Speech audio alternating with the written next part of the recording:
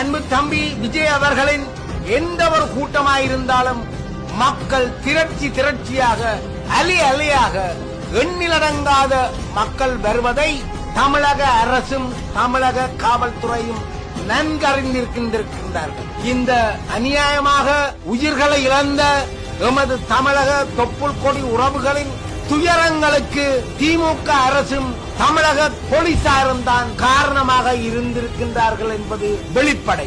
காணாமலாக்கப்பட்ட உறவுகளுக்கு ஏற்பட்ட துயரங்களை துணிவாக அடுத்த வருடம் முதலமைச்சராக ஐக்கிய நாடு சபைகளுக்கு சென்று ஜெனீவாவுக்கு சென்று எமது பிரச்சனைகளை ஈழதேசத்து பிரச்சனையை காத்திரமாக கதைக்கக்கூடிய தமிழர் தேசத்து மருமகனாக ஈழதேசம் என்ற உலக தமிழர்கள் அனைவரும் அன்பு தம்பி விஜய் அவர்களை பார்க்கின்றார்கள்.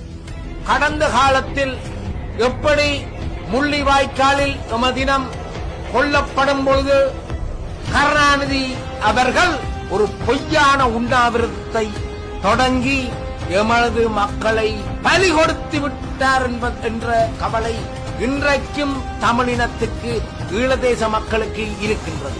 தேசிய தலைவர் பிரபாகரனை இழந்து நிற்கின்ற தமிழினத்திற்கு ஒரு ஆளுமையுள்ள, ஒரு வல்லமையுள்ள, ஒரு நேர்மையான